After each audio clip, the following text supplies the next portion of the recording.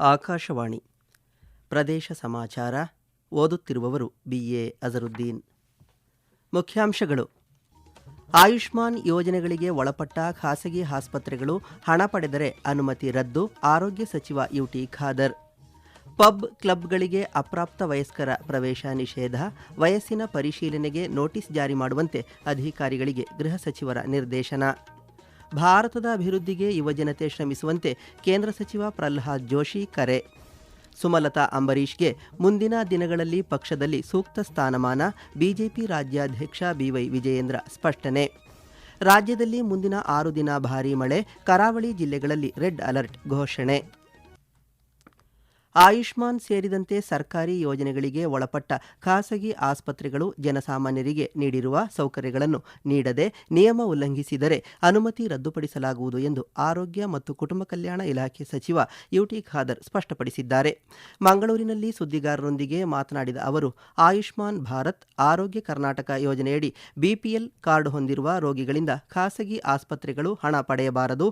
ಒಂದು ವೇಳೆ ಹೆಚ್ಚುವರಿ ಶುಲ್ಕ ಪಡೆದರೆ ಆರೋಗ್ಯ ಮಿತ್ರರು ಈ ಬಗ್ಗೆ ಗಮನ ಹರಿಸಿ ಮೇಲಿನ ಅಧಿಕಾರಿಗಳ ಮೂಲಕ ಉಚಿತ ಚಿಕಿತ್ಸೆಗೆ ಕ್ರಮ ವಹಿಸಬೇಕು ಎಂದು ಸೂಚಿಸಿದ್ದಾರೆ. ಇದೇ ವೇಳೆ ಸರ್ಕಾರಿ ವೈದ್ಯರ ಕೊರತೆಯ ಬಗ್ಗೆ ಸಭೆಯಲ್ಲಿ ಚರ್ಚೆ ನಡೆದಿದ್ದು, ವೈದ್ಯರನ್ನು ಸರ್ಕಾರಿ ಸೇವೆಯತ್ತ ಆಕರ್ಷಿಸಲು ಹೊಸ ರೂಪುರೇಷೆಗಳನ್ನು ಸಿದ್ಧಪಡಿಸಲಾಗುತ್ತಿದೆ ಎಂದು ತಿಳಿಸಿದ್ದಾರೆ. ಹಳ್ಳಿ ಹಾಗೂ ಗುಡ್ಡಗಾಡು ಪ್ರದೇಶಗಳಲ್ಲಿ ಸೇವೆ ಸಲ್ಲಿಸುತ್ತಿರುವ ಸರ್ಕಾರಿ ವೈದ್ಯರ ವೇತನವನ್ನು ಹೆಚ್ಚಿಸಲು ಇಲಾಖೆ ನಿರ್ಧರಿಸಿದೆ ಎಂದು ಸ್ಪಷ್ಟಪಡಿಸಿದ್ದಾರೆ. ಅಪ್ರಾಪ್ತ ವಯಸ್ಕರ ಪ್ರವೇಶವನ್ನು ಕಟ್ಟುನಿಟ್ಟಾಗಿ ತಡೆಯಲು ಮತ್ತು ಮದ್ಯ ಸರಬರಾಜು ಮಾಡುವುದನ್ನು ನಿಷೇಧಿಸಲು ಬೆಂಗಳೂರಿನ ಎಲ್ಲ ಪಬ್ಗಳು, ಬಾರ್ಗಳು, ಕ್ಲಬ್ಗಳು ಹಾಗೂ ಮದ್ಯ ಸರಬರಾಜು ಮಾಡುವ ಇತರೆ ಸಂಸ್ಥೆಗಳಿಗೆ ನೋಟಿಸ್ ಜಾರಿ ಮಾಡುವಂತೆ ಗೃಹ ಸಚಿವ ಪ್ರಿಯಾಂಕ್ ಖರ್ಗೆ ಹಿರಿಯ ಅಧಿಕಾರಿಗಳಿಗೆ ನಿರ್ದೇಶನ ನೀಡಿದ್ದಾರೆ. ಬೆಂಗಳೂರಿನಲ್ಲಿ ಇತ್ತೀಚೆಗೆ ನಡೆಸಿದ ಸಂಶೋಧನೆಯಲ್ಲಿ ನಗರದ ಪ್ರತಿ 3 ಹದಿಹರೆಯದವರಲ್ಲಿ ಓರ್ವ ಮದ್ಯ ಅಥವಾ ತಂಬಾಕು ಬಳಕೆಯಿಂದಾಗಿ ಆರೋಗ್ಯ ಸಮಸ್ಯೆ ಎದುರಿಸುವ ಅಪಾಯದಲ್ಲಿದ್ದಾರೆ. ಈ ಅಧ್ಯಯನದ ಹಿನ್ನೆಲೆಯಲ್ಲಿ ಸಚಿವ ಪ್ರಿಯಾಂಕ್ ಖರ್ಗೆ ವಯಸ್ಸಿನ ಪರಿಶೀಲನಾ ನಿಯಮಗಳನ್ನು ಜಾರಿಗೆ ತರಬೇಕು ಎಂದು ಆದೇಶ ನೀಡಿದ್ದಾರೆ. ಗುರುತಿನ ಚೀಟಿ ಇಲ್ಲವಾದರೆ ಪ್ರವೇಶ ನೀಡಬಾರದು, ನಿಯಮ ಉಲ್ಲಂಘಿಸಿದರೆ ಕಠಿಣ ಕ್ರಮ, CCTV ನಿಯಮ ಪಾಲನೆ ಮಾಡುವಂತೆ ಸೂಚಿಸಿದ್ದಾರೆ. ಈ ನಿಟ್ಟಿನಲ್ಲಿ ಪೋಷಕರು, ಶಿಕ್ಷಕರು, ನಾಗರಿಕರು ಮತ್ತು ವಾಣಿಜ್ಯ ಸಂಸ್ಥೆಗಳ ಮಾಲೀಕರು ಪೊಲೀಸರೊಂದಿಗೆ ಸಹಕರಿಸುವಂತೆ ಗೃಹ ಸಚಿವ ಪ್ರಿಯಾಂಕ್ ಖರ್ಗೆ ಪತ್ರಿಕಾ ಪ್ರಕಟಣೆಯಲ್ಲಿ ತಿಳಿಸಿದ್ದಾರೆ. ಜಾಗತಿಕ ಮಟ್ಟದಲ್ಲಿ ಹಲವು ಸವಾಲುಗಳು ಎದುರಾಗಿದ್ದರೂ ಭಾರತ ವಿಶ್ವದ ಅತಿ ವೇಗವಾಗಿ ಬೆಳೆಯುತ್ತಿರುವ ಆರ್ಥಿಕತೆಯಾಗಿ ಹೊರಹೊಮ್ಮಿದೆ. ಮುಂದಿನ ದಿನಗಳಲ್ಲಿ ಭಾರತ ವಿಶ್ವದ ಪ್ರಮುಖ ಉತ್ಪಾದನಾ ಕೇಂದ್ರವಾಗಲಿದೆ ಎಂದು ಕೇಂದ್ರ ಸಚಿವ ಪ್ರಹ್ಲಾದ್ ಜೋಶಿ ತಿಳಿಸಿದ್ದಾರೆ. ಬಾಗಲಕೋಟೆ ನಗರದ BVV ಸಂಘದ ಎಸ್ ನಿಜಲಿಂಗಪ್ಪ ವೈದ್ಯಕೀಯ ಮಹಾವಿದ್ಯಾಲಯದಲ್ಲಿ ಇಂದು ನಡೆದ 17ನೇ ಪದವಿ ಪ್ರದಾನ ಸಮಾರಂಭದಲ್ಲಿ ಮಾತನಾಡಿದ ಅವರು, ಮಧ್ಯಪ್ರಾಚ್ಯ ಸಂಘರ್ಷ, ರಷ್ಯಾ ಉಕ್ರೇನ್ ಯುದ್ಧ ಸೇರಿದಂತೆ ಹಲವು ಜಾಗತಿಕ ಸಮಸ್ಯೆಗಳ ನಡುವೆಯೂ ಭಾರತದ ಆರ್ಥಿಕತೆ ದೃಢವಾಗಿ ಬೆಳೆಯುತ್ತಿದೆ ಎಂದು ಹೇಳಿದ್ದಾರೆ. 2047ರ ವೇಳೆಗೆ ಭಾರತವನ್ನು ವಿಕಸಿತ ರಾಷ್ಟ್ರವನ್ನಾಗಿ ರೂಪಿಸುವ ಗುರಿ ಹೊಂದಲಾಗಿದ್ದು, ಯುವ ಜನತೆ ರಾಷ್ಟ್ರದ ಅಭಿವೃದ್ಧಿಗೂ ಕೊಡುಗೆ ನೀಡಬೇಕು ಎಂದು ಸಚಿವ ಪ್ರಹ್ಲಾದ್ ಜೋಶಿ ಕರೆ ನೀಡಿದ್ದಾರೆ. India is the fastest growing economy of the world. I am not telling because of the huge vastness of this country. There are some issues, there are some problems, but in spite of the Middle East problem, in spite of the Iran, US, Ukraine, Russia, India's economy is going fast, and nobody is, no petrol outlet is right one in spite of this problem, and there are many countries which are happening. So, friends, I would like to end, I would like to tell, you can record my words, 21st century is India century, that century belongs to India. 2028ರ ವಿಧಾನಸಭಾ ಚುನಾವಣೆ ಗೆಲ್ಲುವುದು ನಿಮ್ಮ ಗುರಿಯಾಗಿರಲಿ ಎಂದು ಮುಖ್ಯಮಂತ್ರಿ DK Shivakumar ಕಾರ್ಯಕರ್ತರಿಗೆ ಕರೆ ನೀಡಿದ್ದಾರೆ. ಮಾಜಿ ಶಾಸಕ ಮಂಜುನಾಥ್ ಹಾಗೂ ಮೈಸೂರು ಕಾಂಗ್ರೆಸ್ ಮುಖಂಡ ಲಕ್ಷ್ಮಣ್ ಅವರ ನೇತೃತ್ವದಲ್ಲಿ ಹುಣಸೂರು ಕಾಂಗ್ರೆಸ್ ಮುಖಂಡರು ಕುಮಾರ ಪಾರ್ಕ್ ಸರ್ಕಾರಿ ಅತಿಥಿ ಗೃಹದಲ್ಲಿ ಅಭಿನಂದಿಸಿದ ಸಂದರ್ಭದಲ್ಲಿ ಶಿವಕುಮಾರ್ ಈ ವಿಷಯ ತಿಳಿಸಿದ್ದಾರೆ. ಯಾವುದೇ ಕಾರಣಕ್ಕೂ ಮೈ ಮರೆಯದಂತೆ ಕಾರ್ಯಕರ್ತರಿಗೆ ಸಲಹೆ ನೀಡಿದ್ದಾರೆ. ಮತದಾರರ ಪಟ್ಟಿ ವಿಶೇಷ ಸಮಗ್ರ ಪರಿಷ್ಕರಣೆ ವೇಳೆ ಎಚ್ಚರಿಕೆಯಿಂದ ಇದ್ದು ಮತಗಳನ್ನು ಕಾಪಾಡಿಕೊಳ್ಳುವಂತೆ ತಿಳಿಸಿದ್ದಾರೆ. ಪ್ರದೇಶ ಸಮಾಚಾರ ಕೇಳುತ್ತಿದ್ದೀರಿ. ನಮ್ಮ ಎಲ್ಲಾ ರಾಷ್ಟ್ರೀಯ ವಾರ್ತೆಗಳು ಹಾಗೂ ಪ್ರದೇಶ ಸಮಾಚಾರ ಈಗ ಆಕಾಶವಾಣಿ ನ್ಯೂಸ್ ಕನ್ನಡ ಯೂಟ್ಯೂಬ್ ಚಾನೆಲ್ನಲ್ಲಿ ಲಭ್ಯ. ನಮ್ಮ ಎಕ್ಸ್ ಖಾತೆ ಮತ್ತು ಇನ್ಸ್ಟಾಗ್ರಾಂ ಖಾತೆ ಆಕಾಶವಾಣಿ ನ್ಯೂಸ್ ಕನ್ನಡ. ಹೆಚ್ಚಿನ ಮಾಹಿತಿಗಾಗಿ ನಮ್ಮ ಫೇಸ್ಬುಕ್ ಖಾತೆ AIR ಕನ್ನಡ ನ್ಯೂಸ್ ಅನುಸರಿಸಿ. ಮಾಹಿತಿಯ ಹೂರಣ ವಾರದ ಕಾರ್ಯಕ್ರಮ ಪ್ರಚಲಿತ ವಿದ್ಯಮಾನ ಪ್ರತಿ ಬುಧವಾರ 9:15ಕ್ಕೆ. ರಾಜ್ಯಸಭೆ ಹಾಗೂ ವಿಧಾನ ಪರಿಷತ್ ಚುನಾವಣೆಗೆ ಸಮರ್ಥ ಅಭ್ಯರ್ಥಿಗಳನ್ನೇ ಪಕ್ಷದ ವರಿಷ್ಠರು ಆಯ್ಕೆ ಮಾಡಿದ್ದು ಕಾರ್ಯಕರ್ತರಿಗೆ ಸಂತಸ ತಂದಿದೆ ಎಂದು ಬಿಜೆಪಿ ರಾಜ್ಯಾಧ್ಯಕ್ಷ ಬಿವೈ ವಿಜಯೇಂದ್ರ ತಿಳಿಸಿದ್ದಾರೆ. ಬೆಂಗಳೂರಿನಲ್ಲಿಂದು ಸುದ್ದಿಗಾರರೊಂದಿಗೆ ಮಾತನಾಡಿದ ಅವರು, ಸುಮಲತಾ ಅಂಬರೀಶ್ ಅವರಿಗೆ ಮುಂದಿನ ದಿನಗಳಲ್ಲಿ ಪಕ್ಷದಲ್ಲಿ ಸೂಕ್ತ ಸ್ಥಾನಮಾನ ನೀಡಲಾಗುವುದು ಎಂದು ಸ್ಪಷ್ಟಪಡಿಸಿದ್ದಾರೆ.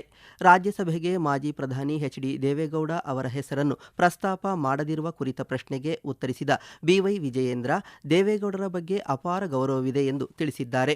ಇದೇ ವೇಳೆ ಮುಖ್ಯಮಂತ್ರಿ ಡಿಕೆ ಶಿವಕುಮಾರ್ ಅವರಿಗೆ ಖಾತೆ ಹಂಚಿಕೆ ಸವಾಲಾಗಿದೆ ಎಂದು ವ್ಯಂಗ್ಯವಾಡಿದ್ದಾರೆ.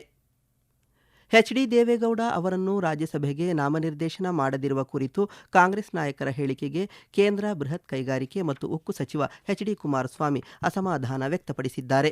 ಬೆಂಗಳೂರಿನಲ್ಲಿಂದು ಸುದ್ದಿಗಾರರೊಂದಿಗೆ ಮಾತನಾಡಿದ ಅವರು, ಜೆಡಿಎಸ್ ಬಗ್ಗೆ ಮಾತನಾಡುವ ಮೊದಲು ಕಾಂಗ್ರೆಸ್ನ ಹಿಂದಿನ ಕಾರ್ಯಗಳನ್ನು ನೆನಪಿಸಿಕೊಳ್ಳಿ ಎಂದು ಹೇಳಿದ್ದಾರೆ. ರಣದೀಪ್ ಸಿಂಗ್ ಸುರ್ಜೇವಾಲಾ ಅವರು ಕರ್ನಾಟಕವನ್ನು ಎಟಿಎಂ ಆಗಿ ಪರಿವರ್ತಿಸಿದ್ದಾರೆ ಎಂದು ದೂರಿದ್ದಾರೆ. ಚುನಾವಣಾ ಲಾಭಕ್ಕಾಗಿ ದೇವೇಗೌಡರ ಹೆಸರನ್ನು ರಾಜಕೀಯಗೊಳಿಸುವುದು ಸರಿಯಲ್ಲ ಎಂದು ಅಭಿಪ್ರಾಯಪಟ್ಟಿದ್ದಾರೆ.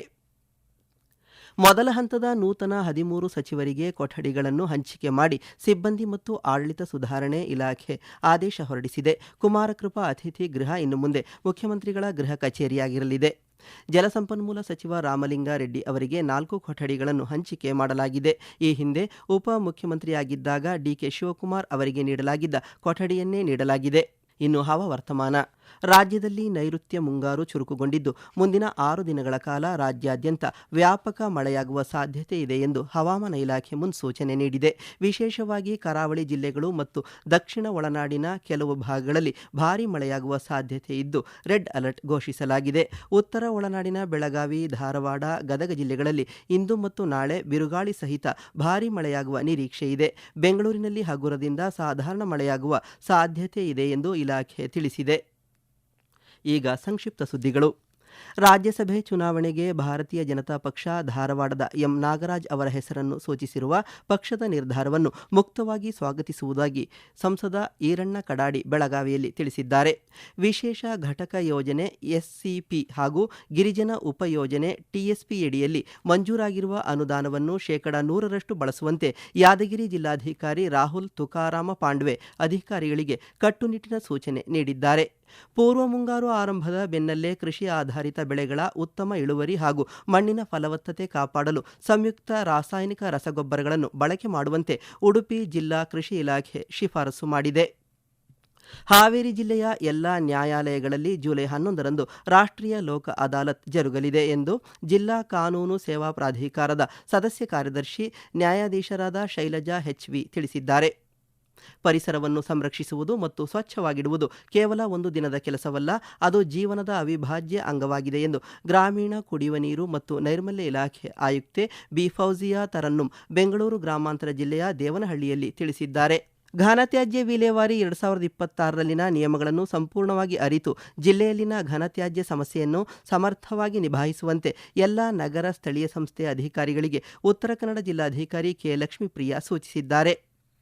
ಪತ್ರಿಕಾ ಛಾಯಾಗ್ರಹಣ ಕ್ಷೇತ್ರದಲ್ಲಿ ಕಳೆದ 25 ವರ್ಷಗಳಿಂದ ನಿರಂತರ ಸೇವೆ ಸಲ್ಲಿಸುತ್ತಿರುವ ಬೆಳಗಾವಿಯ ಹಿರಿಯ ಪತ್ರಿಕಾ ಛಾಯಾಗ್ರಾಹಕ ಪಿಕೆ ಬಡಿಗೇರ ಕರ್ನಾಟಕ ಛಾಯಾರತ್ನ ಪ್ರಶಸ್ತಿಗೆ ಭಾಜನರಾಗಿದ್ದಾರೆ. ಕೊನೆಯಲ್ಲಿ ಮತ್ತೊಮ್ಮೆ ಮುಖ್ಯಾಂಶಗಳು. ಆಯುಷ್ಮಾನ್ ಯೋಜನೆಗಳಿಗೆ ಒಳಪಟ್ಟ ಖಾಸಗಿ ಆಸ್ಪತ್ರೆಗಳು ಹಣ ಪಡೆದರೆ ಅನುಮತಿ ರದ್ದು, ಆರೋಗ್ಯ ಸಚಿವ ಯುಟಿ ಖಾದರ್. ಪಬ್ ಕ್ಲಬ್ಗಳಿಗೆ ಅಪ್ರಾಪ್ತ ವಯಸ್ಕರ ಪ್ರವೇಶ ನಿಷೇಧ, ವಯಸ್ಸಿನ ಪರಿಶೀಲನೆಗೆ ನೋಟಿಸ್ ಜಾರಿ ಮಾಡುವಂತೆ ಅಧಿಕಾರಿಗಳಿಗೆ ಗೃಹ ಸಚಿವರ ನಿರ್ದೇಶನ. ಭಾರತದ ಅಭಿವೃದ್ಧಿಗೆ ಯುವ ಜನತೆ ಶ್ರಮಿಸುವಂತೆ ಕೇಂದ್ರ ಸಚಿವ ಪ್ರಹ್ಲಾದ್ ಜೋಶಿ ಕರೆ. ಸುಮಲತಾ ಅಂಬರೀಷ್ಗೆ ಮುಂದಿನ ದಿನಗಳಲ್ಲಿ ಪಕ್ಷದಲ್ಲಿ ಸೂಕ್ತ ಸ್ಥಾನಮಾನ, ಬಿಜೆಪಿ ರಾಜ್ಯಾಧ್ಯಕ್ಷ ಬಿವೈ ವಿಜಯೇಂದ್ರ ಸ್ಪಷ್ಟನೆ. ರಾಜ್ಯದಲ್ಲಿ ಮುಂದಿನ 6 ದಿನ ಭಾರೀ ಮಳೆ, ಕರಾವಳಿ ಜಿಲ್ಲೆಗಳಲ್ಲಿ ರೆಡ್ ಅಲರ್ಟ್ ಘೋಷಣೆ. ಇಲ್ಲಿಗೆ ಪ್ರದೇಶ ಸಮಾಚಾರ ಮುಗಿಯಿತು. ನಮ್ಮ ಮುಂದಿನ ವಾರ್ತಾ ಪ್ರಸಾರ ಈ ರಾತ್ರಿ 7:35ಕ್ಕೆ.